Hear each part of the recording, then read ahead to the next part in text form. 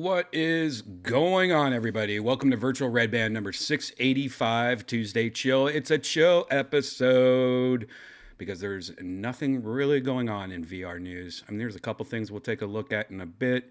We'll also we'll do an unboxing. I got another one of those Blur monies from Mischief. We'll do an unboxing and look at that.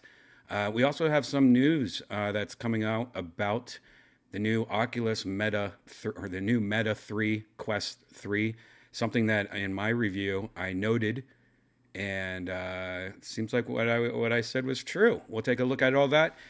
But first, happy Tuesday, guys. Cheers to you guys if you're having a little drinky poo like me. This is my first drink of the night. Yum. That's a Death Squad mug right there. You know where to get that Death Squad mug already, probably. You go to deathsquad.tv. That's right, the original website of Death Squad. And right at the top, yep, it says Shop Squad. You click on that. There's Shop Squad. You guys know this already. But I am going to announce that I am designing something new. A new shirt, another new shirt. I'm actually going to take one of the shirts that from a long time ago that I released in a couple different ways, and I haven't released a new version of it in probably like 7-8 years, and that's the Death Squad pill cat. It's the cat that kind of looks like Felix the cat. It's like but on acid or something. I released that a long time ago as a couple different shirt styles and a hat. I saw on the internets that somebody was looking for it and they wanted to buy a shirt or something. It's like, you know what? I haven't done that in a while, so I'm going to release a new version of that soon. But anyways, you can get the mugs and shirts and hats and everything at shopsquad.tv, or just go to deathsquad.tv and click on Shop Squad at the very top. You can also find every single episode of Kill Tony ever, including yesterday's episode that you guys saw, which was with Cam Patterson and David Jolly. And a lot of you guys loved that episode. There was people that were like, speaking of the pill cat, there it is right there.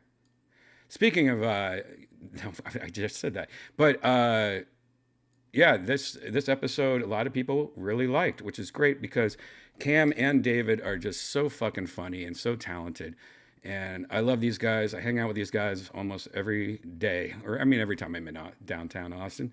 But I was hanging out with them last night till 2 a.m.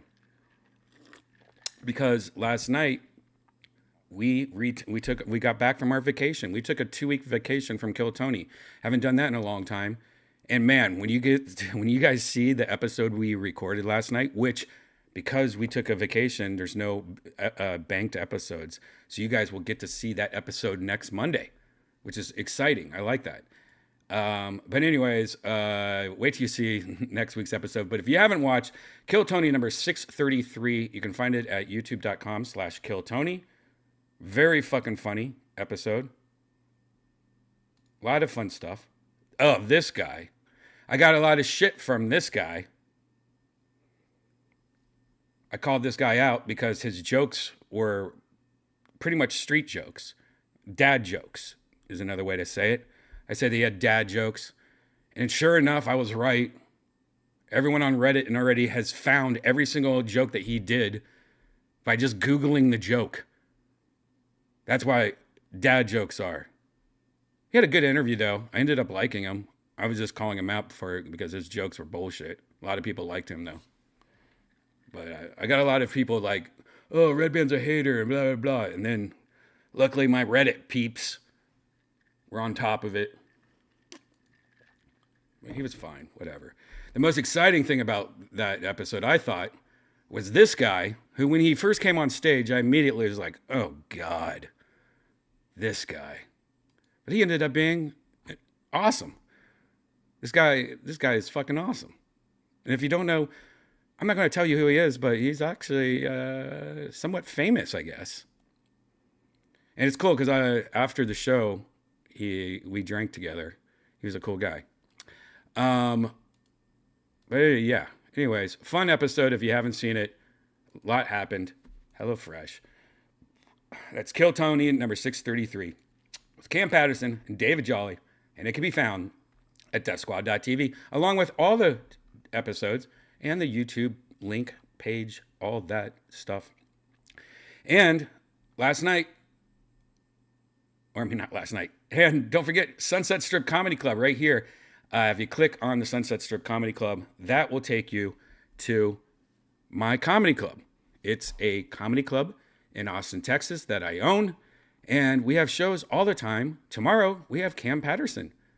He does a bi-monthly show called Black and Mild, and it's him and his friends. Dope City, very popular show. But Thursday is my secret show. Every single Thursday. You've probably heard about it on Kill Tony before. This is where I invite some funny people. It's a lot of people from Kill Tony. It's a lot of the best people in Austin, Texas. And there's a lot of people from out of town that are just stopping in and want to do a secret set. So you never know who's going to be on it. There's always like 15 or 16 comedians. It's every Thursday. It's called The Secret Show. It's the show that I put together at my club. So please check it out. It's been fucking packed the last couple months. It has just been packed. And it's always a good time. It's one of those good shows where if you just want a shitload of comedy, you're getting so much comedy. It's usually like a 3-hour show, if not longer. Check it out. Secret Show, sunsetstripatx.com, or all the links, again, can be found at deathsquad.tv. There you go. There you go. How are you guys doing in the chat? You guys doing good? You guys good? How are you doing? Pooter, I see Pooter. Saw Pooter on Putter's stream. Pooter, you're everywhere, man. I'm just watching, before I went live, I'm just watching some of my favorite video Grand Theft Auto role-playing streams ever. Putter was live.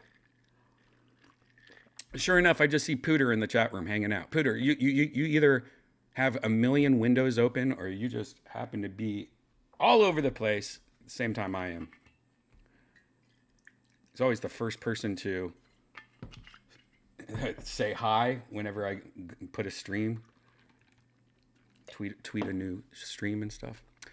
Smoking, you're smoking. I'm about to smoke some too, man. I need a little smoky poo. I'm a little burnt, a little fried. I had a long day today. I had to wake up early. This is something I'm probably going to do a virtual Redban about in the future, but I guess I can tell you. Yeah, so yesterday, 7 a.m., was my first day of getting Tesla solar. That's right. I pulled the trigger. I am getting Tesla solar roof. A Tesla solar roof. Not solar panels like most people have the solar panels. I am legit getting what looks like a normal roof, but it's solar. I could actually show you. I wasn't even going to talk about this, but I guess I'll just show you.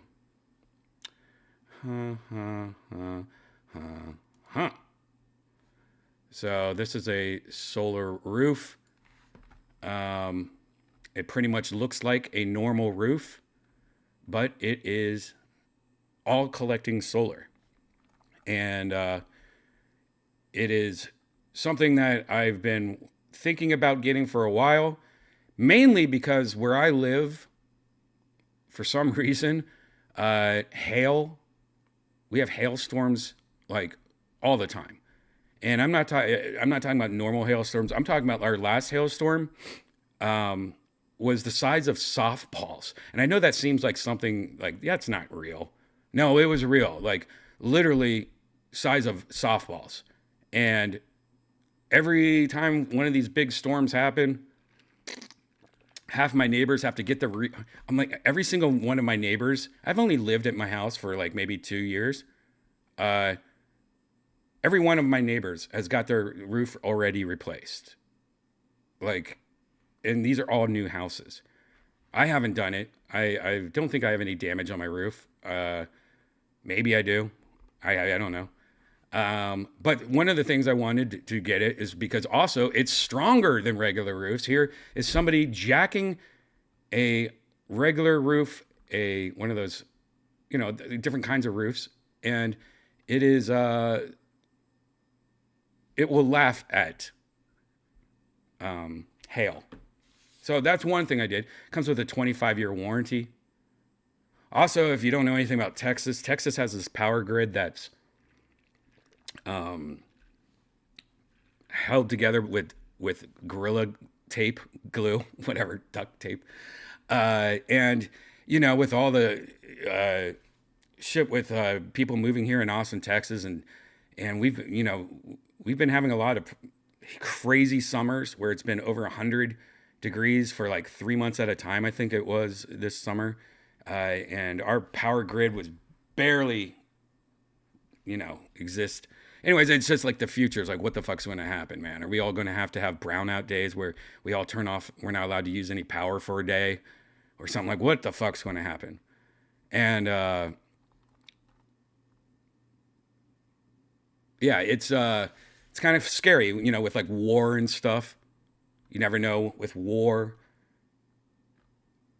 especially with being in Texas. If we go and everyone's saying we're going to World War III, what's going to happen? And you might remember when I first moved to Texas, we had this crazy snowstorm too, which is very rare for Austin, but of course, end of the world weather and everything like that. I was out without power. Everyone in Austin, Texas, pretty much was without power for 4 to 5 days. And I tell you, after day 3, I was about to give up, man. I couldn't leave my house because it was pure ice everywhere. All the roads were fucked.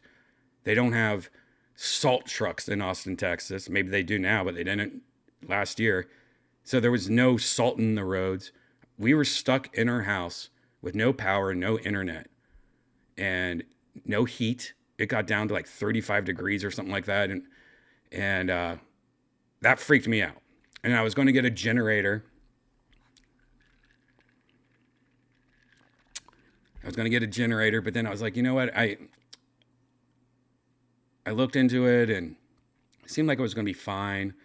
But I always wanted to get in on that solar, mostly because, with the generator, you're relying on your gas.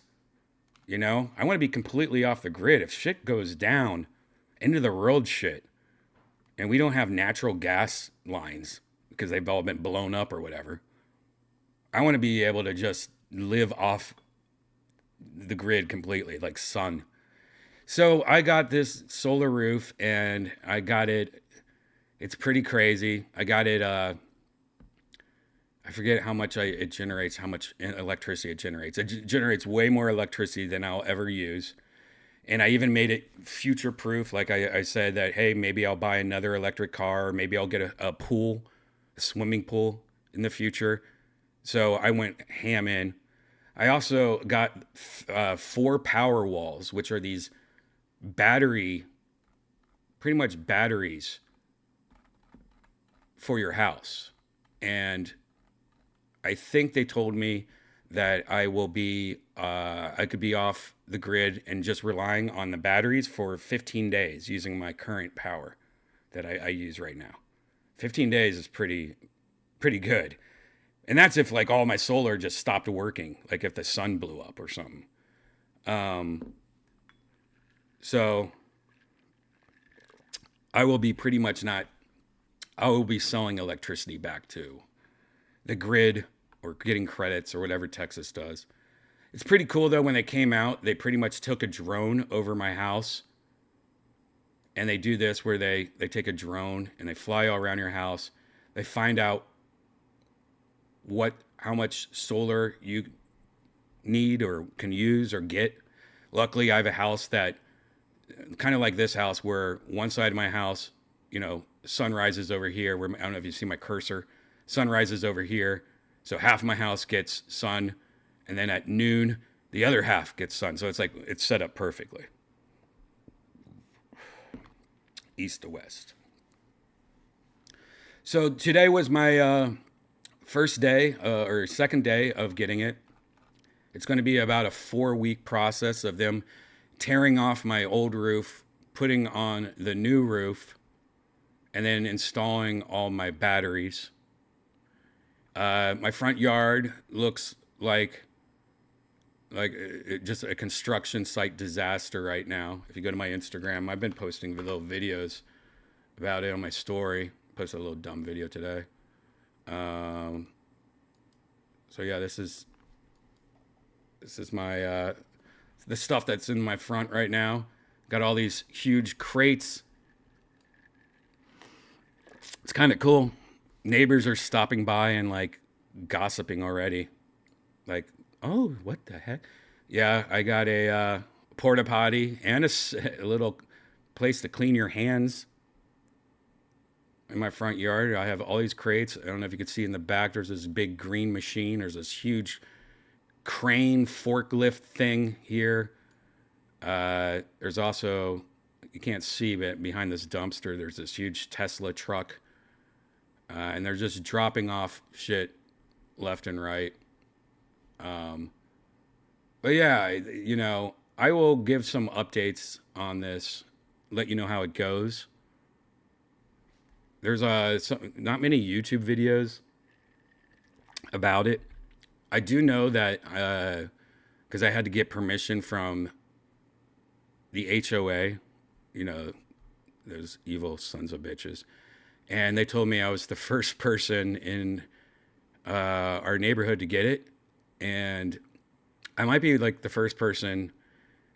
There's only a few people in Austin that have this. Like, this is rare. Not many people are as dumb as me to do this.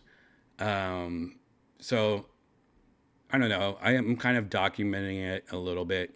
I might put it all together and make it a YouTube video.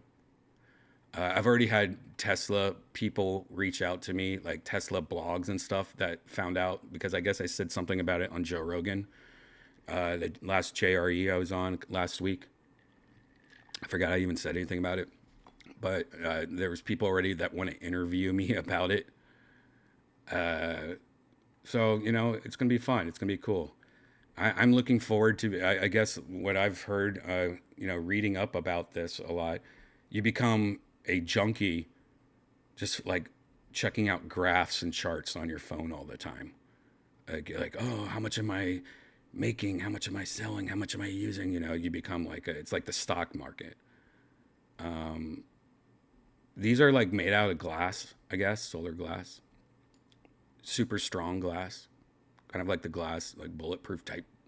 It's corrosion and weather resistant. It's a class F wind rating, which, we get a lot of fucking wind out here like every day, or the wind is crazy out here and tornadoes and stuff. It makes me wonder if like a tornado takes out my neighborhood, if this would help at all. It's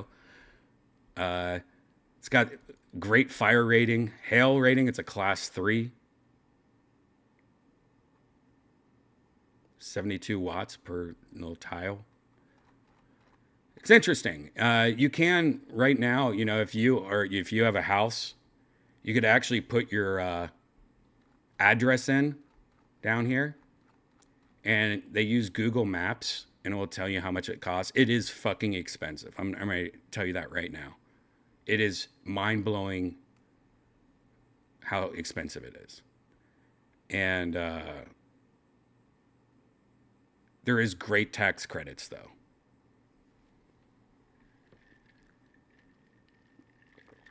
Like, I'm getting 1/3 back in tax credits, which is good for me. Because I pretty much can write this shit off.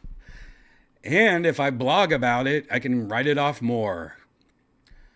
Or if I do what I'm doing right now. What? Brian, you crazy? When I bought my Tesla Model X, because of how heavy the Model X is, it's like over 5,000 pounds or something like that. I could write it off as a company vehicle or a vehicle I use for business.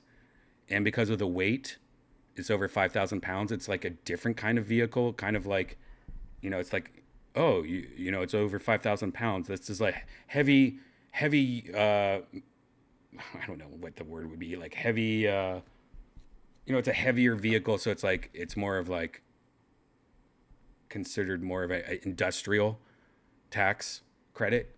Dude, I got my Model X half off when it's all set. I have to keep it for 5 years, and then I got it for half off because of tax credits. I have a good accountant though. I mean, if you're just doing your own taxes by yourself, if you do any kind of YouTube stuff or any kind of, if you're a comedian or anything like that, you really need to get a good accountant. My accountant is like on top of these little fucking, like, hey man, That's crazy. Getting your car half off. I have a Model X too. I think when it's all said and done, it's more than half that I got back. But there you go. That's I guess update number one of having a Tesla roof. Right now, because it hasn't rained in Texas for about 6 months or something crazy like that. I mean, I guess once it did or whatever. But of course, the 1 week they started doing my roof, it's been raining for the last 2 days. So they haven't even started tearing it down yet. So it's probably going to be more than 4 weeks. It's probably going to be 6. And it sucks because all the shit's on my driveway. So it's blocking my driveway. Pretty much there's a little path for one of my cars to get out, which I haven't even tried to do that yet because it seems like a nightmare. But I pretty much you don't have access to your cars. Like, it's kind of crazy how they do it. Like, they pretty much, well, you got to park on the street. And I'm like, I'm not parking my cars on the street for 2 months or a month and a half. So I guess it's going to be Uber Brian for a while. I mean, I Uber already all the time. But yeah. So there's an update. Update number 1. Tag it. Update number 1. What do you guys think about that? Normal roofs take a few days, so it shouldn't take that long. Normal roofs, it's usually the houses around me, I would say take about 3 days. My house is 4,500 square feet. All the houses around me are pretty much the same. So about 3 days to pull off those shingles and put them on. But the thing is that this is not pulling off shingles and putting it on. There's a wiring system underneath these because they're all solar. There's a lot of wires underneath them. So underneath my roof, there's like a whole wiring system. It's like a motherboard underneath there. So it's a lot more work than just a normal roof. It's supposed to be 4 weeks it's going to take. And there's like a crew that works on the roof. Then there's a bunch of electricians and battery people that work on the battery part of it because they have to hook up into my electrical system and do all these crazy things. Yeah.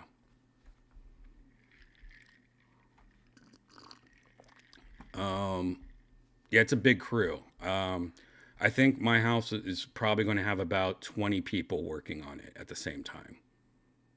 About that. Maybe a little less. Maybe 10 to 20. From videos I've watched on the internet, it looks like there's usually about 10 to 20 people working on the roof. I mean, it's like a lot of people.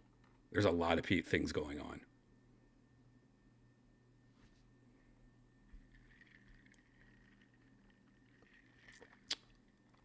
I also went through Tesla. You could also just go to some roof companies that have gone to like Tesla school so that they can do it also. But I just went through Tesla, which is probably not the cheapest way to do it. I should have probably found a good roofing company by me. Brian, how big is the battery bank going to be? I got 4 power walls, which if you go on tesla.com, here's the Powerwall information.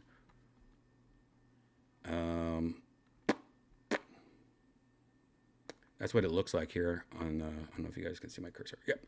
That's what it looks like. Now, I'm lucky because I have a side of my house that I don't even go on ever. Like, it's just, it's like the side next to my neighbor, and it's probably only like 10 to 12 feet. And then there's a fence, and there's nothing over there. It's just like, wow, why, it's just all wall, pretty much. Luckily, all that's going to go over there. I won't even notice I have that. See, this is a little video showing, the solar goes right into the battery. Powerwall gets filled up. Does it say how much the battery is? Or, how much... Powerwall 3 is coming next year. Great! Um, it's got 13.5 kilowatt hours. Oh wait, I have Powerwall Plus. That's the same. Uh, 13.5 kilowatt hours. I don't know what that means.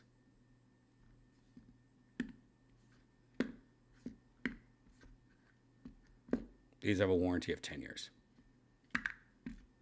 And by that time, I could just upgrade all my little batteries. And by that time, it's probably like I just need one or something like that. And by the way, you can get these batteries from Tesla without getting solar if you just want battery backups for your whole house. You can just get these batteries on your house. You don't have to get solar. So if you want like a battery for your whole entire house.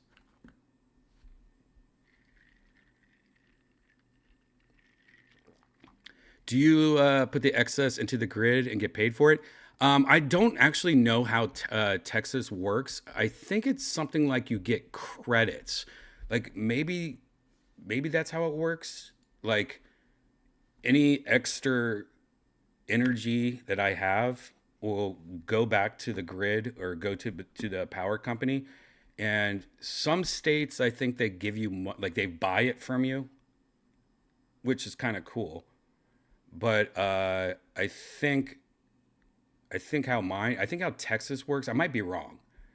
Uh, they I believe give you credits. So like, oh, you get this much energy credits, and then during the winter when you're not producing that much because it's snowy out or your roof's got snow on it or something like that, you could then use those credits. It's like Amazon gift cards. Yeah, you get Amazon gift cards. Uh, here's specifications. Kay wanted me to put on this. This is specifications of the Powerwall. I'm sure you guys can't read it. I don't feel like reading it. Wow, it's got Wi-Fi, Ethernet, and LTE connectivity. Oh, here's the specs for you guys if you want to look at that. Let's see. What do we got? Meow, meow, meow, meow. This is all a bunch of stuff that I don't understand. My dad, I don't know if I ever said this before, but growing up when I was a young kid, my dad built solar collectors. Like I grew up with solar when I was a kid in the 70s and 80s. My dad's a crazy engineer, and he built his own solar collectors and put it on our house. And it used to charge, or it used to heat. I think he connected to our electric. We had electric heat, not gas heat, and it used to heat up our house and that was in the 70s and 80s. My dad's such a nerd. So when I told him I was getting this, like he's kind of geeking out. Like he thinks it's the coolest thing ever. So once I get it on, I might have to fly my dad out here just so he can nerd out.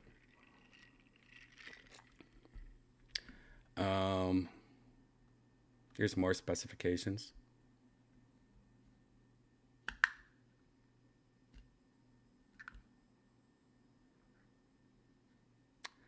Yeah, this is nerd stuff. If you want to get, this is all on Tesla.com, by the way. If you guys want to nerd out, I don't even know what this shit. I don't even know what this shit is.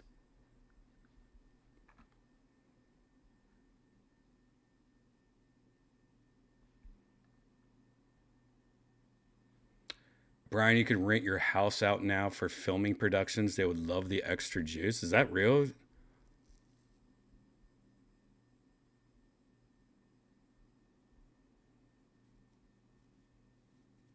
I didn't even realize people were doing solar in the 70s. Impressive. Zach, it's crazy to think that my dad, like, I didn't, like, it's hard. Like, I don't know anyone else that had solar collectors. Like, I remember being a kid and going, my dad built those, but I don't really understand what they do. And then we had, like, isn't that weird? Like, how did my dad do that?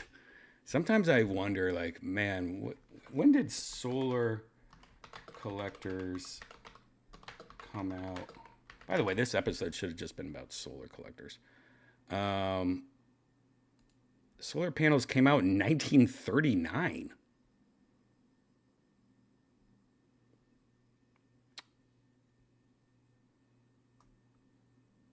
What the fuck?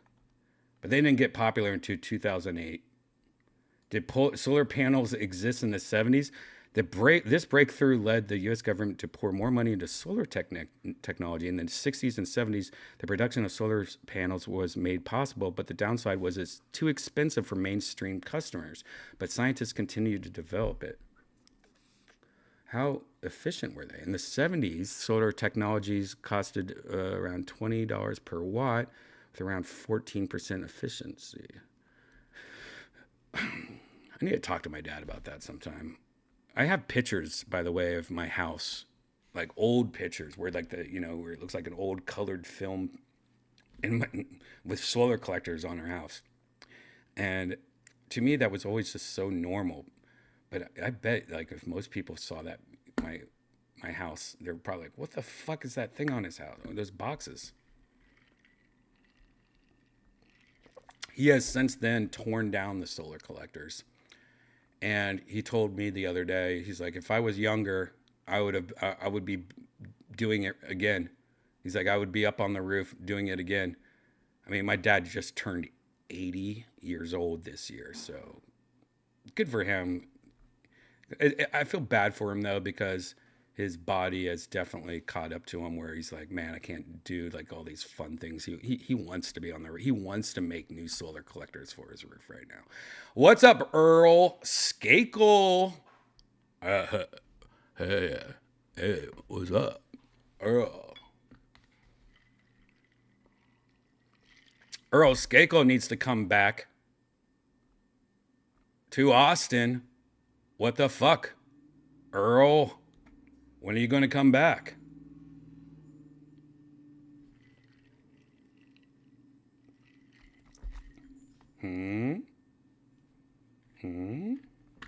Graham Hancock old. Is Graham Hancock 80 years old?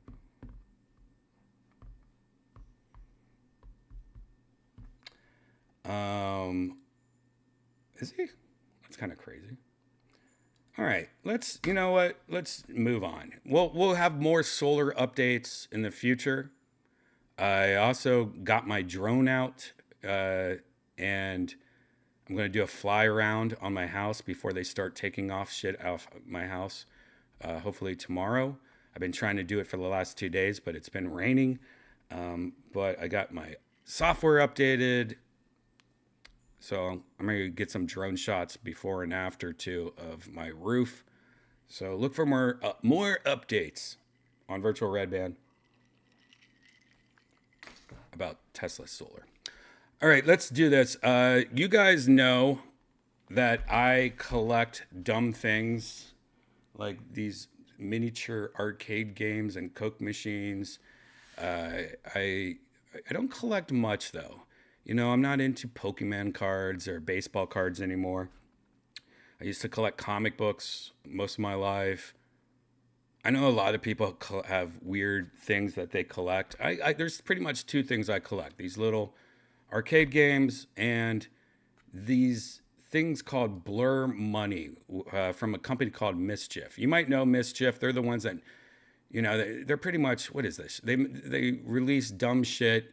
They make it overpriced, and all the kids buy it up. They buy it up like crazy. They're the ones that make those big boots. Have you seen these big boots? You might have seen me wear these. I got these things. It looks like the shoe when you break your foot, but it's like a croc. Anyways, they have a bunch of, in my opinion, just cool things. But the thing I am addicted to is this Blurry money. Now, I have showed you this money before. Actually, there's one right here. Is there another one? Oh, it's sitting. This is sitting right here. I've showed you this before. Gosh. Let me just. Gosh, this is embarrassing. It's this. It's almost like a art piece. It pretty much looks like PlayStation 2 Grand Theft Auto money. It's blurry on purpose. It's real currency that it looks like there's a band around it, It's made out of like this really hard rubber. I just want to bite it. And I love this shit because this is something that started off. They made it in U.S. dollars, where it looked like a stack of hundreds, and if you put it on a table across the room, you would probably be like, "Oh my god, well, there's a stack of money over there."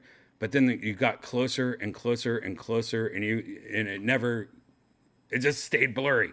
It's a trip. It's something I think is funny, but it's also kind of cool.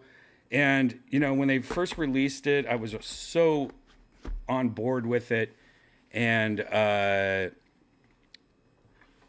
then they started releasing all the currencies. Like they released, Canada, like China, India. Like they're now releasing all. Now, the good thing is that it's not that expensive. I mean, it is expensive, but if you consider it kind of like a art, like collecting art, I consider, like I just put it out in my house, like stacks of it, and it's kind of cool. It's kind of like an art piece, right? The bad thing though is that because it's on Mischief, if you know anything about this hype beast lifestyle, is that it sells out real quick. It's like buying sneakers.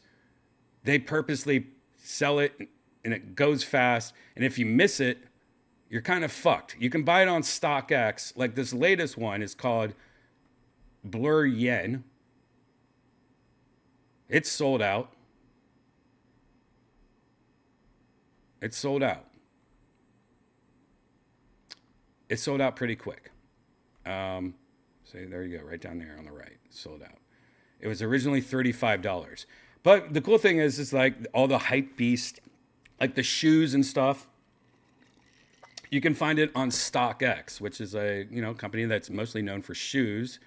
But you can find, right now, it's $44. So it's gone up.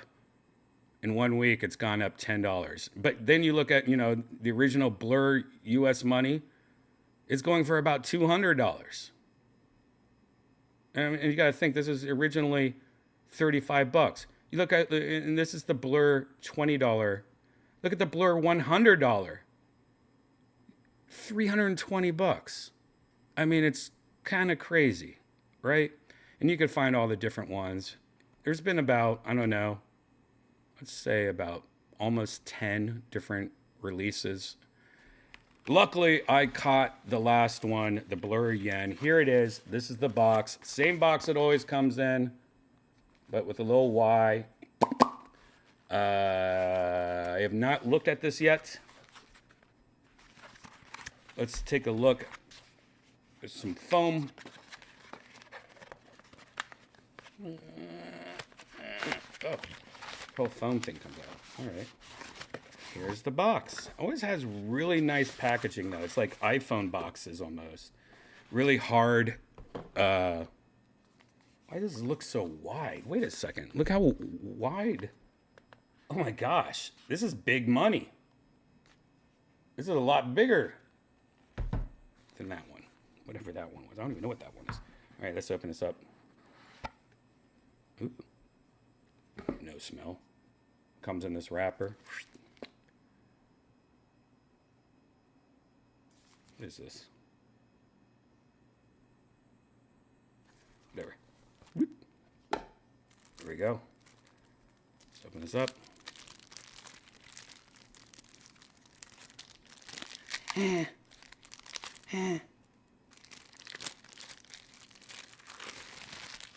Get out of here.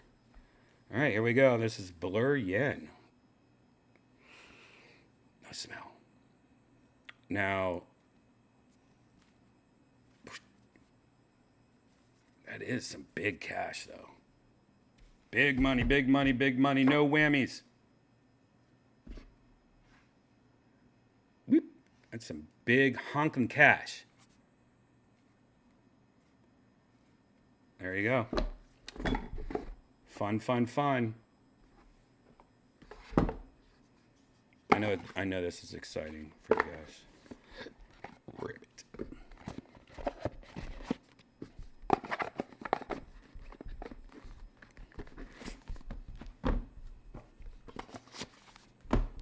Boom. Kind of cool, right? Maybe I'll show you all of them one day. I'll put them all together and so you guys can see them all. There you go. Go to mischief.com if you want to be notified about... I need to stop collecting dumb things, though. I get it. I don't think that's that dumb, though. I think it's kind of cool. Luckily, it's not that expensive when you catch it, also. Like these little arcade games, they're fucking expensive. All right, let's move on. Let's first, before we talk about... Let's talk about some news stuff. We'll look at some trailers, some video game trailers. I'm going to smoke some green tea real quick and see how you guys are doing in the chat. How you guys doing? Redban with all that cool shit.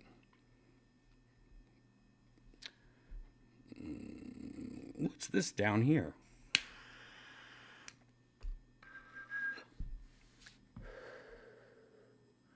They done Pound yet? No, I don't think so. I know. They should make a Blurry briefcase. You know, the coolest one they did is they did all the Monopoly money. They did a deluxe pack of all the Monopoly money. Do I have that up here? I don't even know where that is. It must be downstairs. Maybe.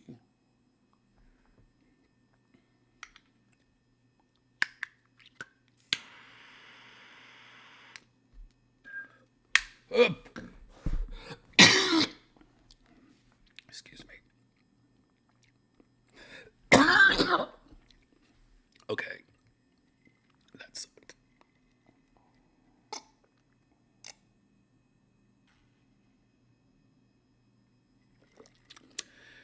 Does PlayStation VR do VR chat? No, it doesn't. That's one of the main negative things about PlayStation VR. It's just like only PlayStation games, unfortunately. That would be cool to see, though. And there is, you know, people that are trying to hack the PlayStation VR that you can use it, like hook it up to a computer. But from what I know, I don't think there's anything yet. So in the future, maybe you'll be able to hook up a PlayStation VR to your computer and use it as like a normal headset in the future. We'll see what the hackers do. And we could always... Redban, me and the wife want to see the secret show How to Buy. SunsetStripATX.com.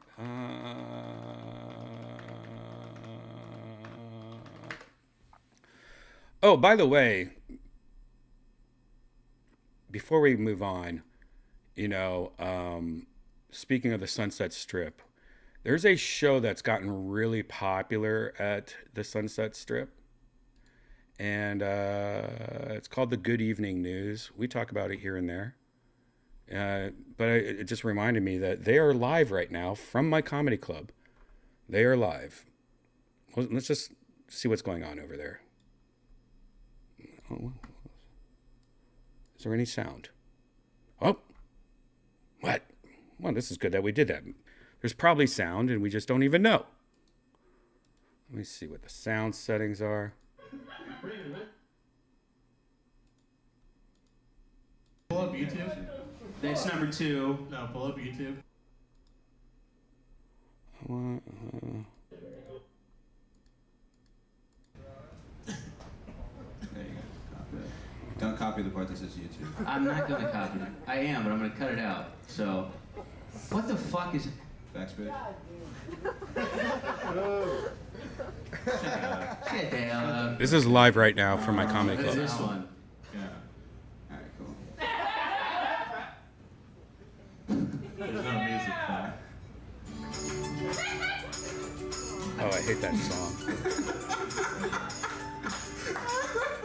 That's pretty good. You get the lights all the way down.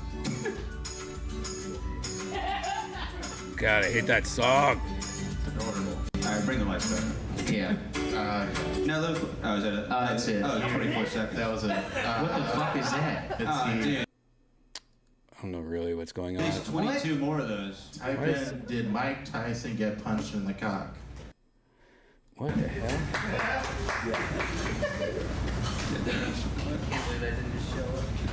Why does it sound so crazy? Put a star for cock. This one? I'm 15 seconds. I'm the Yeah. one, by the way, playing with the volume right now. I'm trying to figure out why. Yes, sir. Did Mike Tyson get punched in the cock? No, he didn't. Oh, okay, thank you. No problem.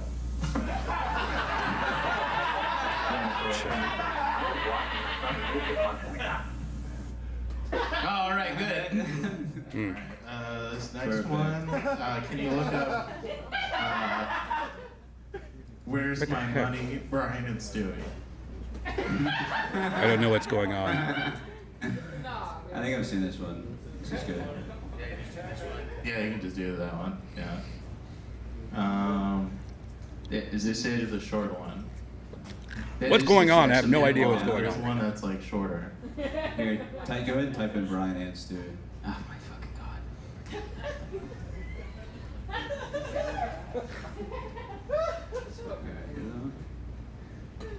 It's the same one. It's the same one. Do you want me to just play that? No. Oh, okay, good. Just go to the next one. All right, there you go. Good Evening News on YouTube if you want to check it out, or go there every what is it, Tuesday?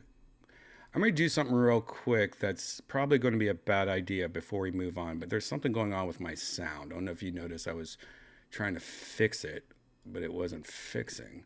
So let me try something. Hopefully.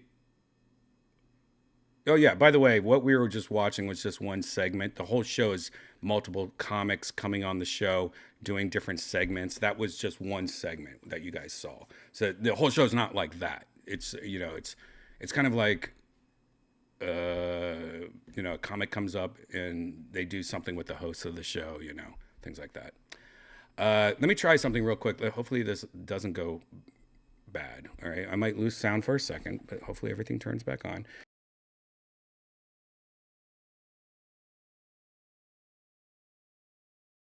See what happens here.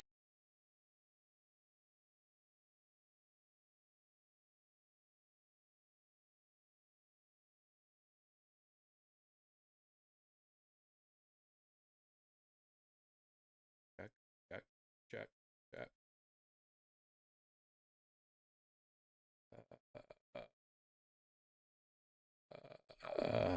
There we go. Now let's see if we can watch this video. Okay, now the video. What? Output.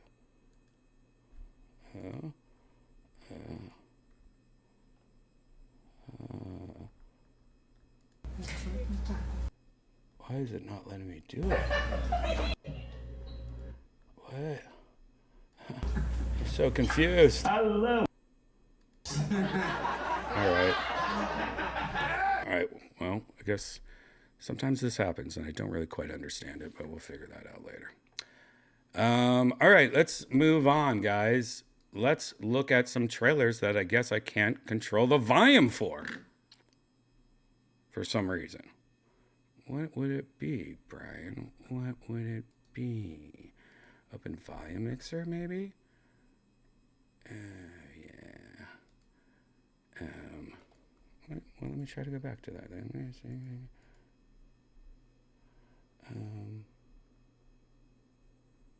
Stop it. Get some help. Nope. Wow. It's like this is just not working. Play, let's see. I don't care anymore. Is this right?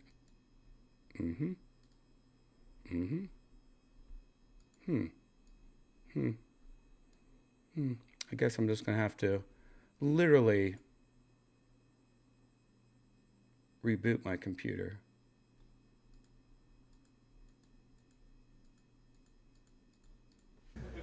Play, So dumb. So dumb.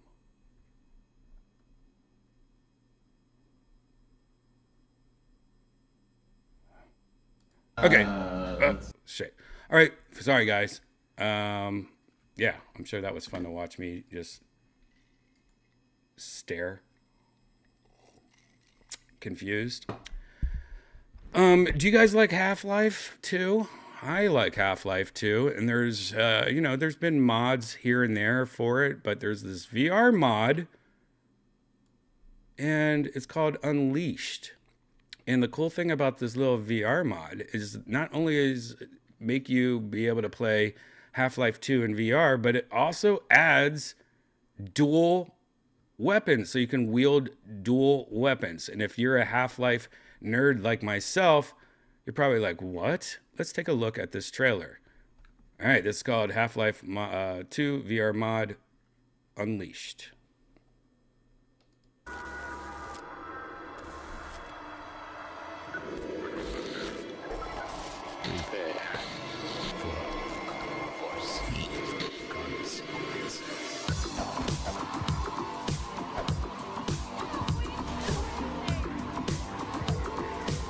Look, he has 2 weapons.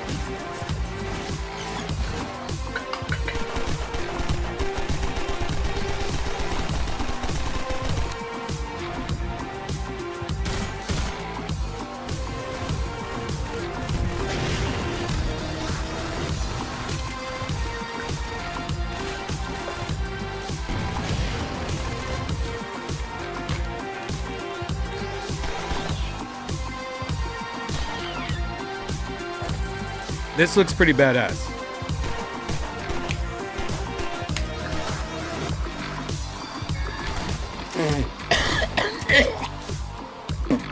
I like the idea of having 2 weapons, though. It kind of gives a Half-Life Alyx kind of vibe. You know, playing even a game that's this old, again, in VR, probably is going to feel like a new game, especially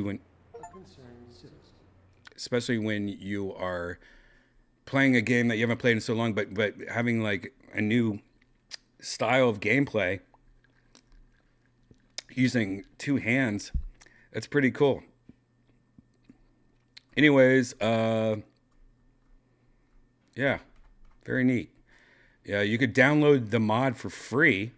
I mean, obviously you have to have the original game.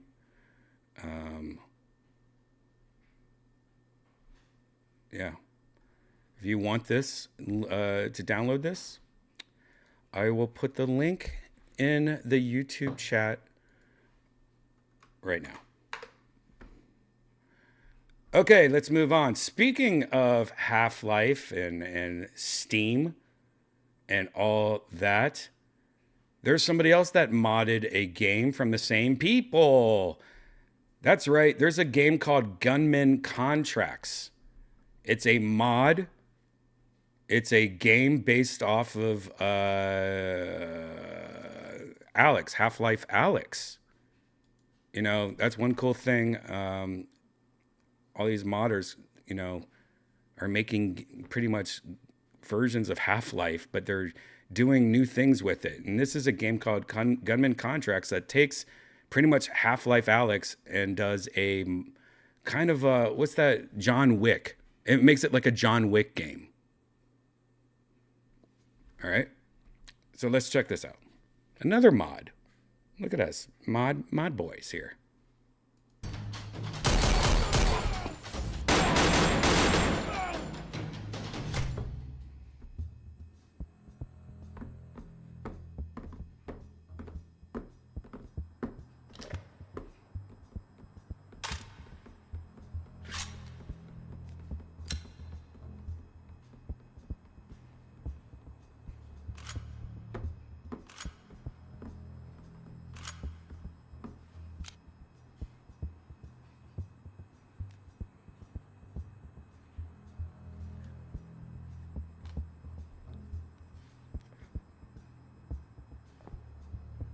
I love the graphics. I mean, Half-Life Alyx is such an amazing game. Doing any kind of version of Half-Life Alyx using their engine, and look at that. It just looks beautiful.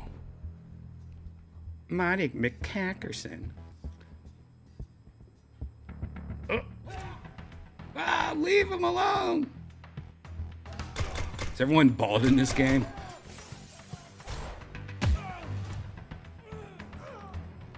Wow, look at that fucking... This is like Hitman, kind of. Love that ragdoll shit, though. You can just grab somebody and fling them around. Love that gun, too. That's a pretty sexy gun. That...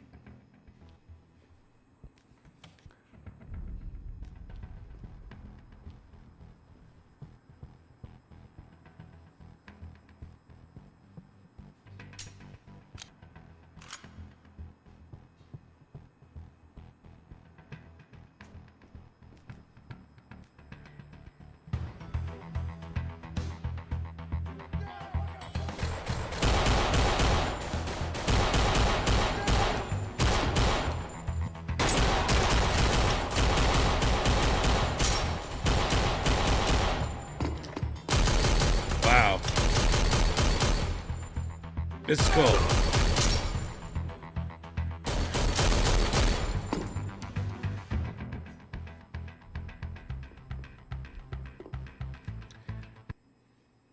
I love the sound, and I don't know if this music is in the game or not, or if it's just this trailer. I think it's actually in the game, but it has good sound.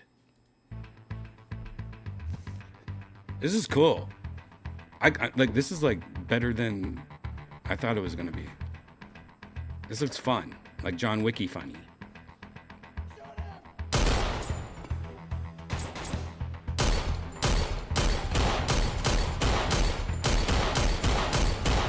Hell yeah.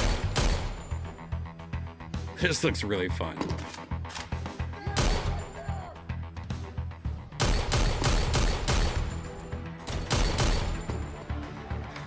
Obviously, it would be cool. Like, you know, this is just a modder doing it. Can you imagine if like a game studio actually took this mod that he did and just like kind of polished it up?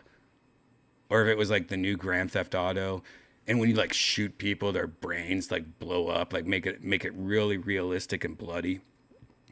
This would be really fucking fun, this kind of game in VR, done right. I mean, this is really like a good... This looks like the Nintendo Switch version of what the game should be. You know what I mean? Like, you'll be able to get it on PS5 VR or whatever, PC VR, and it would be so gory and awesome and beautiful. But then the Switch will be like, we have our version of it too. That's what this looks like. The Switch version would be it.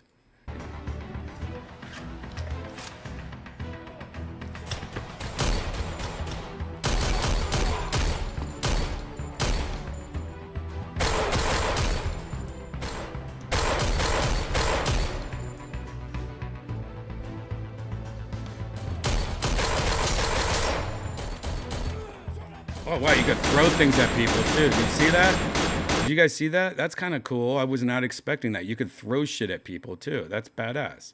Watch, he's going to throw something at this guy. Right here. He throws his gun at the guy. He throws his guns. That's fucking cool. I guess there's some blood. I didn't see... Well, I guess it's good. I like this, man. This looks really fun. There you go. It's called Gunman Contracts. Standalone. You could wish list it on Steam right now. It's entering early access in 2024. I will... Yeah, that looks great. Now, let's go... where do we go next? What time are we at? All right, we'll go through these other news stories real quick. We'll end with Quest 3's newest problem. But first, Quest is getting a in-headset YouTube live chat overlay early access is available right now. Quest headsets are getting, yeah, we just said that. Meta announced this feature as a update coming soon.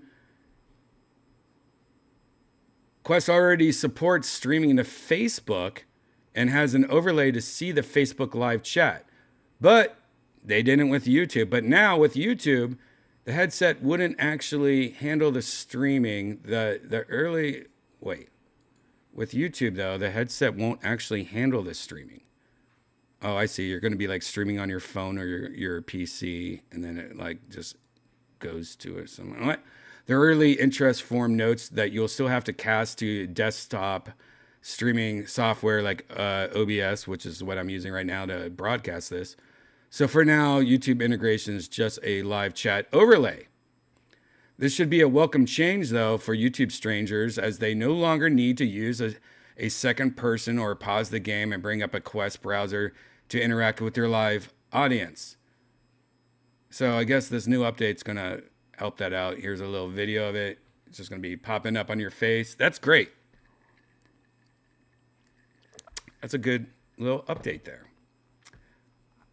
Who cares?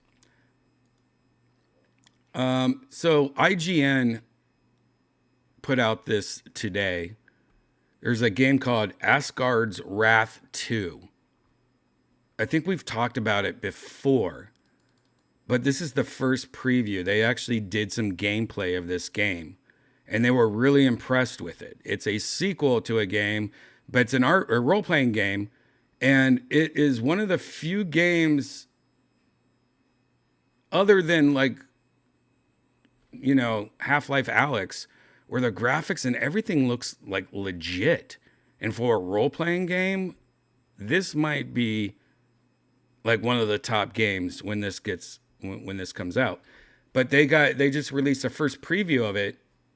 This is just them playing the game. Let's look at this. If you want to watch the whole video, it's at IGN on YouTube.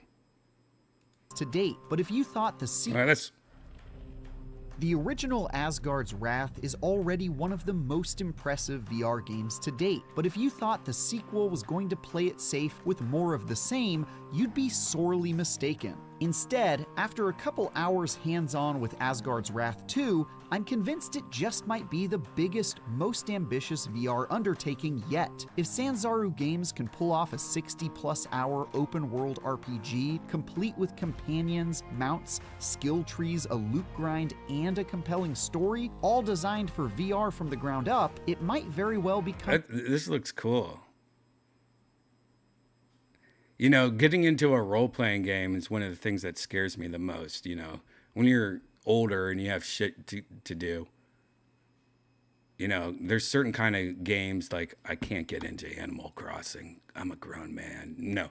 But, you know, like, when it comes to role-playing games, like, that's why, what's that game that just came out that I started playing, but then I made myself stop because I immediately fuck, why am I having a blank right now? Anyways, it's because I had to catch myself because like I can get caught in a game. You know, Duncan Trussell was really addicted to, I think, StarCraft World of Warcraft, and he would buy the game, play it for like a couple weeks, find that he's getting addicted, and then he would break the game.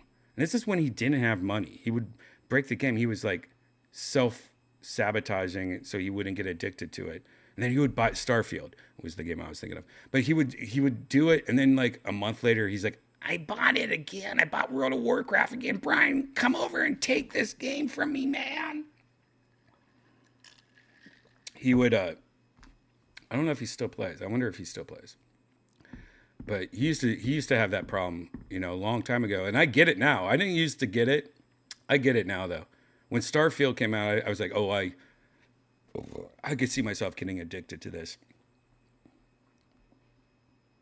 The killer app for the Meta Quest 3. This potential outcome is one Meta apparently feels confident enough about that they've bundled the game with every headset. Yeah, that's right. This is the game. I didn't even know that. I forgot all about this. This game, if you buy a Quest 3, comes with it for free if you buy it before January.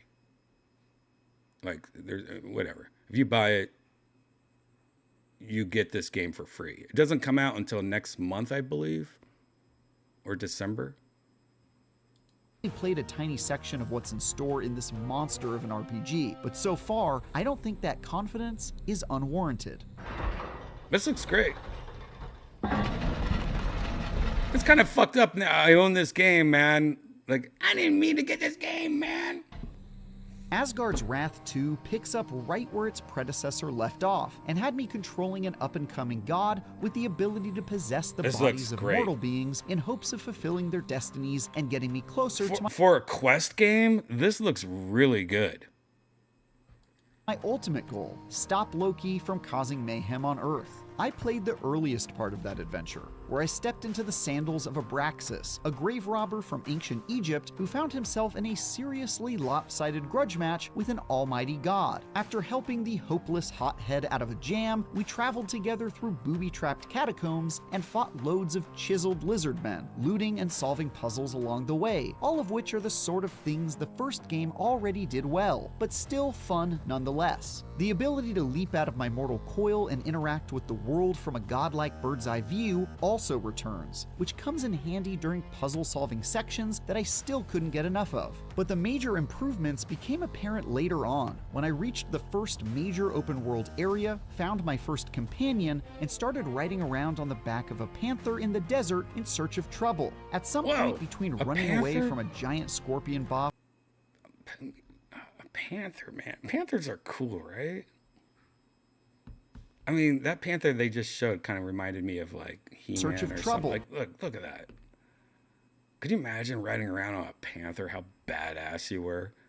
But you were like just going to the gas station or going to Quiznos or something, but you came on a panther with makeup on. His mouth looks bloody too. Come on. You need a floss. At some point between running away from a giant scorpion boss with help from my flying eagle companion and delving into an optional dungeon filled with enemies far beyond my power level, it hit me just how much of a leap Asgard's Wrath 2 aspires to. This isn't a VR port of an existing RPG, and it isn't a first draft of what a AAA RPG could look like in VR. It's a fully realized open-world adventure with all the trimmings that proves that Valve isn't the only VR developer whose work can play in the same league as PC and console games. I spent way too much time. I like this panther. And by the way, this game looks really good for Quest. Like this, you could tell they wanted to push the Quest 3 out before Christmas or the holiday seasons, and this game wasn't ready yet. And it's probably going to be released with a bunch of bugs because they're like, we have to get it out before Christmas. But this looks like this could be a fucking legit, what they call a system seller.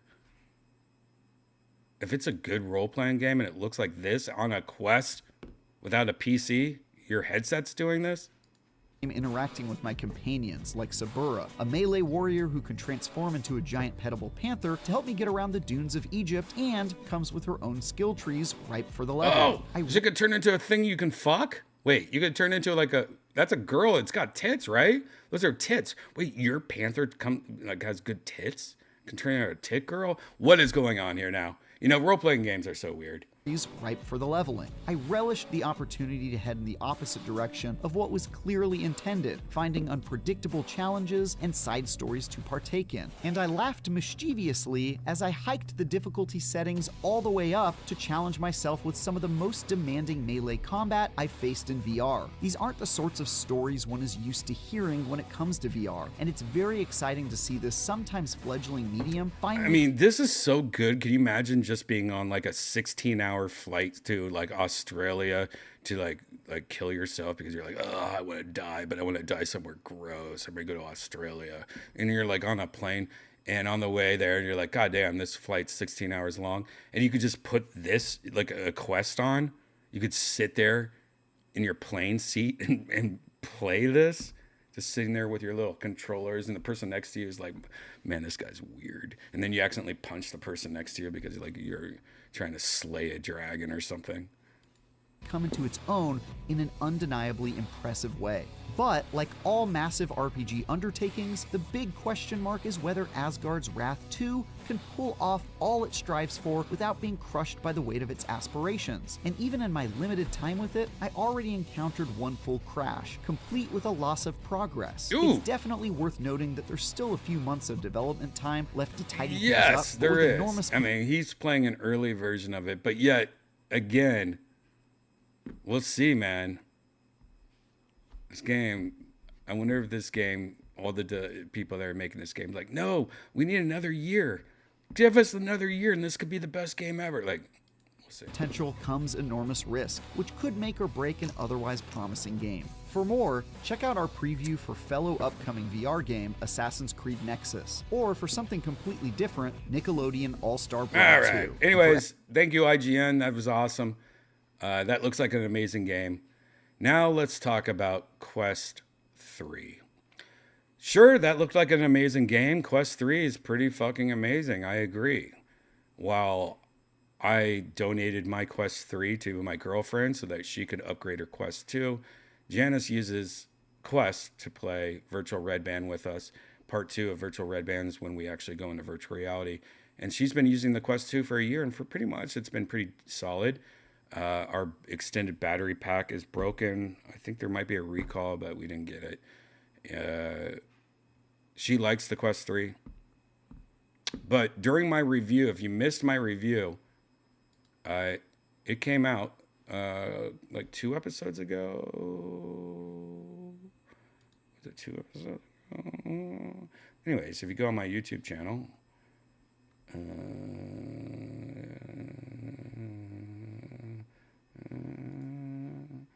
my review streamed 10 days ago right here.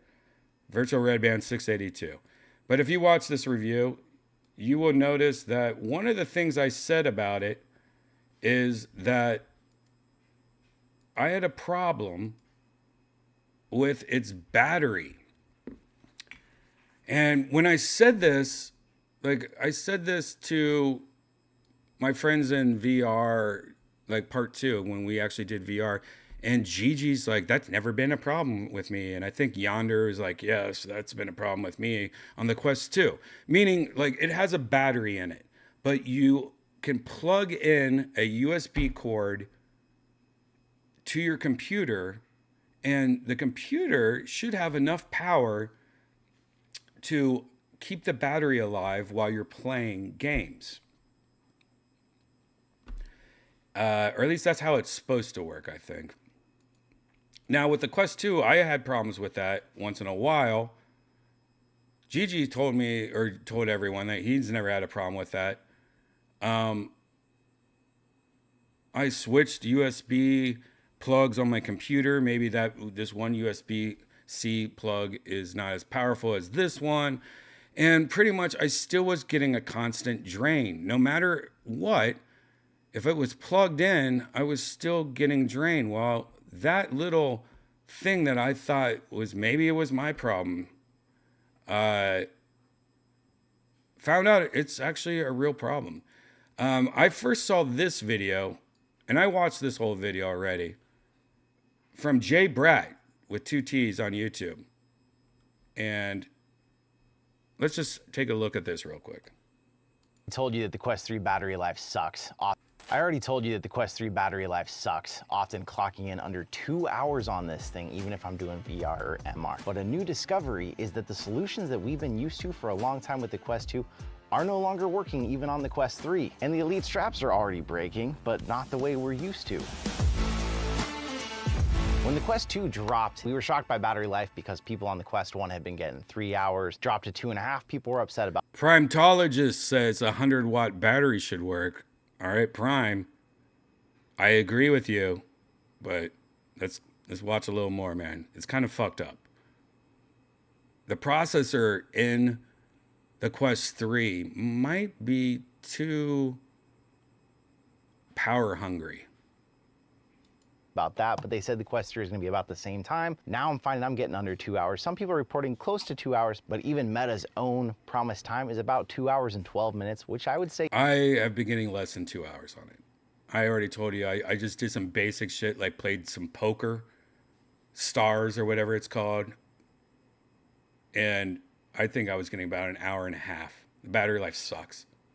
Even 20 minutes lower is still a drop. We were used to having to deal with extending the battery on the Quest 2, and so we thought, okay, it's gonna be easy. I've got my old battery bank. I've got 10,000 milliamp hour battery packs. Those are gonna work great to get the Quest 3 all the hours of life it needs. We've discovered in testing, it's being echoed on Reddit a little bit, other places, a lot of our current solutions are not powerful enough to keep the Quest 3 going. People have this thing dying when it's plugged in. People have it dying with their battery pack still having over half the power. This Quest Pro strap had this in the back that attached with 10,000 milliamp hours of battery. I did a test where I shoved this thing in the back. By the way, I didn't know that strap existed. That's pretty fucking sexy. Whatever he's using right now with a little magnetic battery pack that you can just like swap. Had it plugged in, my headset completely died and I still had over 50% left on this battery pack. How? You hear that? That battery pack, what did he say? It was 10,000 watt battery pack or whatever the fuck he just said. That battery pack died. His headset died and the battery pack still had 50% left, meaning that the Quest was charging, or it was using so much power that even something 100 watt power pack wasn't strong enough for it, so it died before it could charge. Like, it was charging, but wasn't charging. It couldn't charge strong enough to keep the battery alive.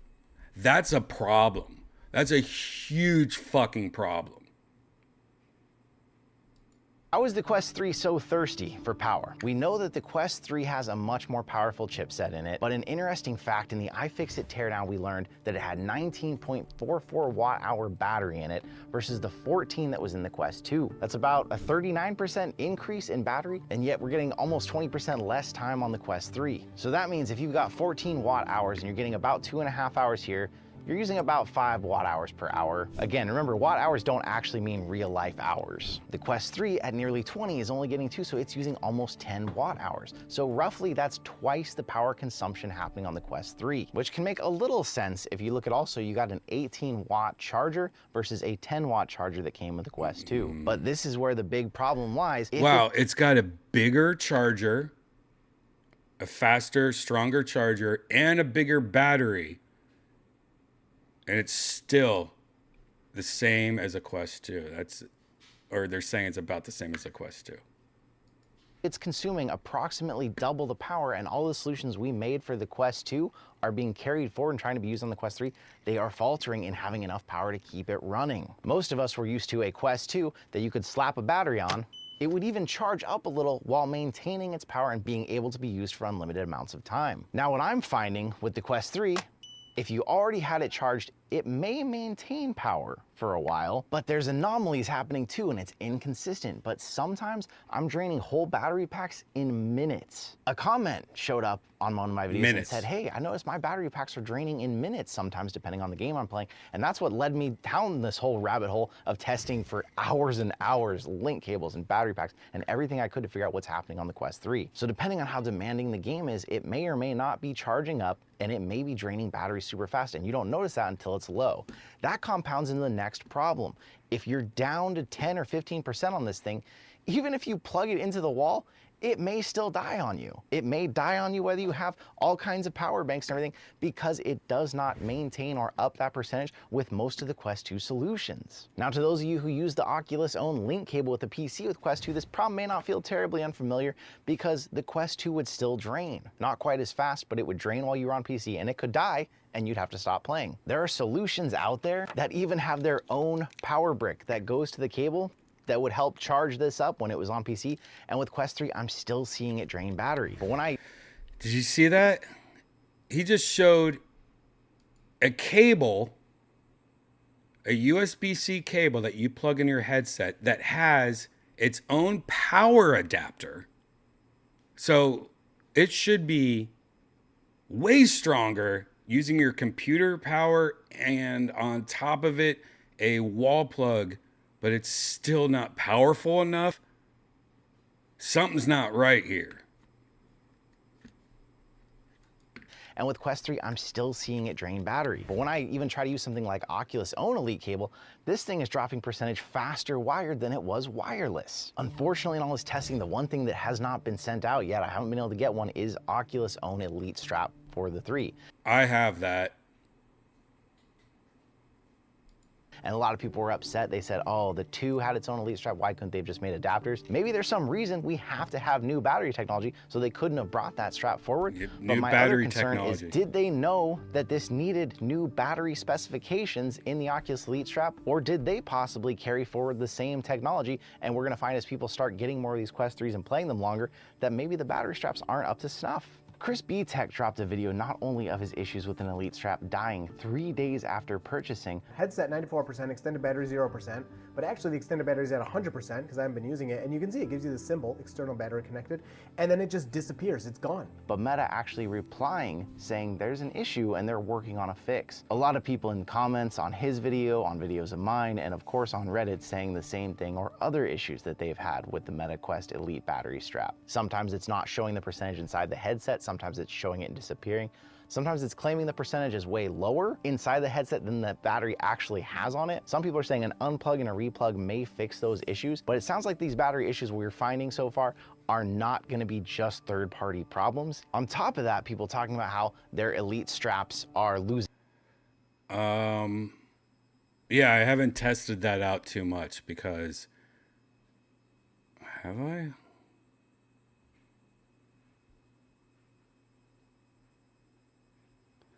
When I got the Elite strap, the battery strap for my Quest, I had some issues with it where it didn't seem like it was charging, and then it didn't get recognized when I plugged it in.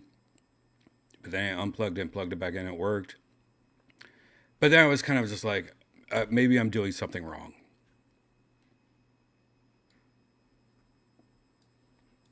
Losing battery if they just leave them sitting there unplugged, or the headset is losing battery when it's sitting aside just waiting to be played. So what's happening is more people are walking into headsets that are low on battery, dead, and then they have to wait to charge them to play it. And the last thing we need in VR is people getting new VR headsets and every time they go to play them, finding them dead, not being able to use them, and having that issue where they can't just slap a battery on, turn it on, and play. And that's only if their Meta head strap is still working after 3 days of use. With all that, I'm getting at my wit's end with this. I've spent hours and hours of days upon days now. It's pushed everything back I'm trying to get done because I've had to... And that's the biggest problem with VR right now, guys. As you guys, if you've been watching me for a while, you know all the newest headsets, like this idiot, this Quest Pro, remember this beautiful looking headset? Like even this headset, this is broken. And it's just, you're going through hoops trying to figure shit out. Like it's just nonstop tech support. And that's why, you know, I usually recommend like the Quest Meta and or whatever, Quest 2, because it's all in one. There's no computer, so it's like new people, it's easy to put on, it usually works and stuff. But when you have battery problems like this, that kind of fucks up. This headset should have been, I mean, this is their Pro. This is like seriously not a Pro headset at all. I've had nothing but problems with it. That's why I think when Apple comes out with theirs, and it's not that VR of a headset, it's more of an AR headset. It's different, but companies like Apple and Valve need to step up and make it simple, easy, cheesy, because it's not. It's tech support. VR, unfortunately, is nonstop tech support when it comes to problems, and that's the one thing that makes me think that Apple is going to like kill this when they release their headset. I am now backwards. What? spend so much time testing, and something like battery, when you don't have actual electrical equipment to figure out what is happening inside of it, it's literally swapping batteries, it's swapping cables, it's playing different games for hours to try and see which games are causing these issues. And weirdly, the most reliable ones seem to be Beat Saber Expert Plus, Pistol Whip was where I first saw the issue, and then Red Matter with all of its technical prowess and how beautiful it is. Those are some of the ones that I've been able to drain batteries super fast or still drain the headset while it's plugged into something. And it's not just a particular strap or battery pack. I've tested this with multiple different setups, and I keep running into these issues. That's where, for further technical analysis of what this is, I'm hoping if some other channels see these issues, electrical channels maybe. Yeah, and that's why I'm showing this video, by the way, guys. Like, this video just happened to fall into my YouTube algorithm. Like, I didn't know who Jay Bratt was. I mean, subscribe to his channel, for sure. But VR needs as much help as possible, and this is something that people are not talking about. I thought it was an issue, but he's like literally throwing it out going, no, this is an issue. And 1, 2, 3, 4. Someone who has the capacity to either tear it down. It's beyond my scope, but for now we can try to talk about what solutions there are in the meantime for those of us who need our headsets to last. If you're someone out there who already got the Meta battery strap and you're having these issues, it's less than a month old, so you have a couple options. You could just return it. You could contact Meta and see if they offer a solution. Some people have said they're replacing theirs. Or you could, of course, hold out and see if there is a fix like they're saying, although I personally wouldn't hold out longer than your return window just in case. This Bobo VR strap just came out. I'm still working on the review. I will say, for the most part, it's consistently at least holding the battery at whatever percentage I put it on until it gets that unpredictable thing. And if it drains the battery too fast and I don't notice, all of a sudden I'm getting the low. Died in 26 minutes. His battery got drained in 26 minutes. That's crazy. Headset warning before I realized, oh crap, I should have switched the battery. As much as I don't love having to have something on my neck. I like this thing. I've never known this was a product. I would wear this, especially if you like team up with one of those companies. Like, look, you guys have heard me talk about this beautiful invention where you put it around your neck and it's got batteries and it's got cooling plates. There's these like metal plates right here. You put that on your neck and it gets cold and there's air blowing right at my face. It's great when it's super hot out.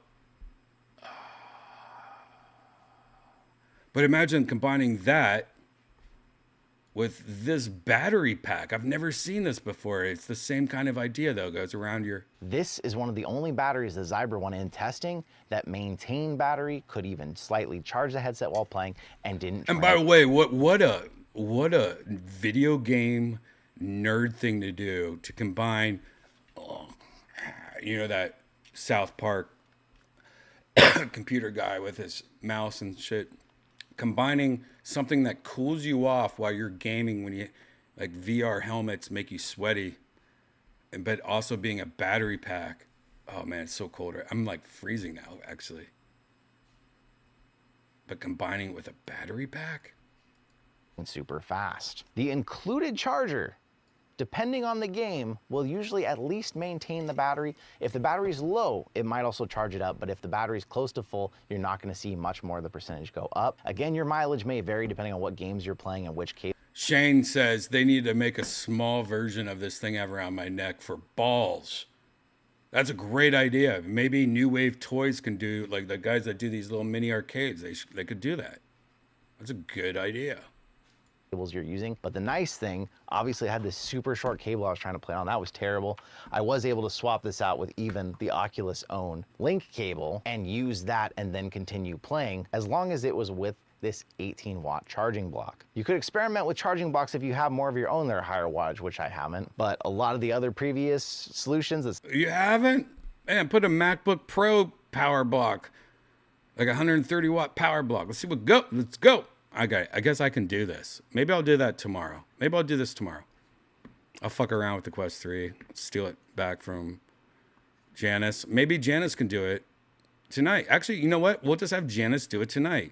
Part 2 of Virtual Redban, where we actually play virtual reality. Oh, look, that's virtual reality right there. Is that an ocean? Is those veins? Is that a ball sack? Maybe tonight we'll have Janice try different power options, or at least tell us what her battery levels are. She usually just plugs it into her computer or her laptop. I don't think she's had problems. Maybe she has. We'll talk about it. Part 2, we'll test it out on the Quest 3. I am turning this off, by the way. This is too fucking... That got too cold. That's crazy. This thing works great. There's an episode of Virtual Redban where I review that. Oh my God, my neck is frozen now. Anyways, I think we're at the end of this video right now. But I noticed there was another video that I haven't seen yet. This is how I'll close it out. I haven't watched this yet, but I think it's about the same thing.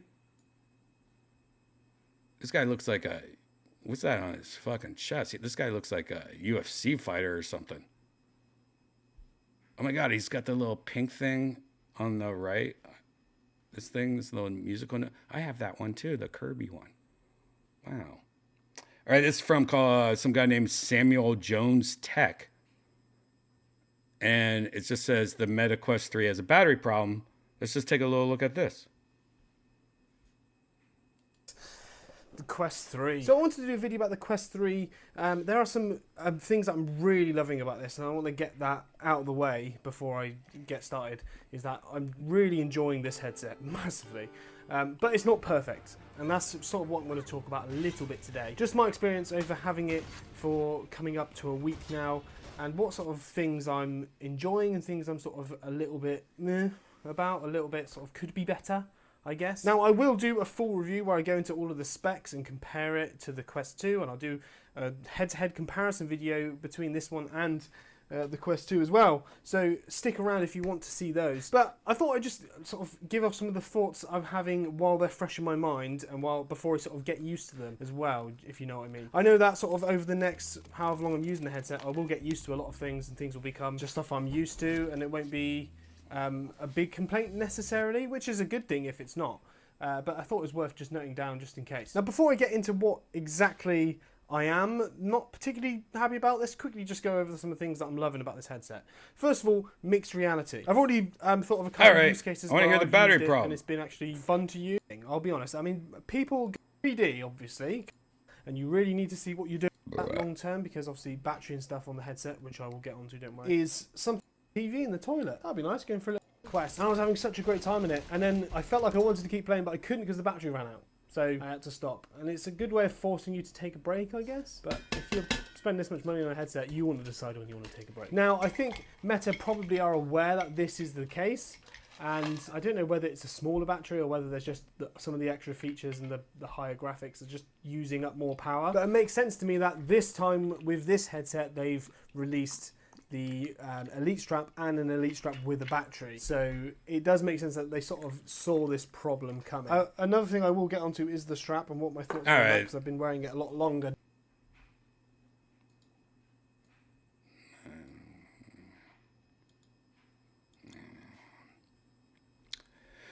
So yeah, I'll keep an eye out for that. I do feel like that is a problem. The batteries are not strong enough to keep it charged. That's kind of fucked up. I would love to put I'm gonna plug my MacBook Pro charger, I think it's 130 watt or something like that, into it directly and see if that is enough to charge it. What if certain games make this thing like almost impossible to have anything unless you have like a 300 watt charger, or like one of those power bricks charged into it. We'll see. All right, guys. It's about that time. You know what I'm talking about. It's time to go into virtual reality. It's time to go into that ball sack ocean vein thing.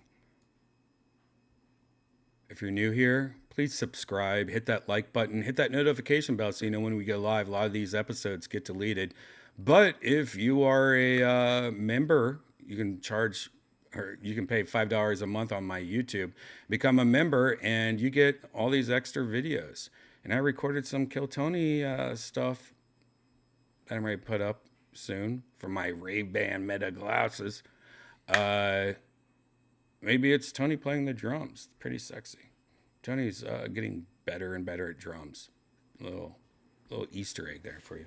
But become a member. Guys, this is part 1 of Virtual Redban. Virtual Redban comes in 2 parts.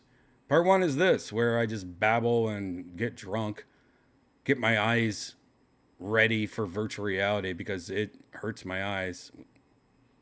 But alcohol kind of like, puts a little shield on your eyes and lets you do it for 6 hours, probably fucking my eyes up for life, who knows.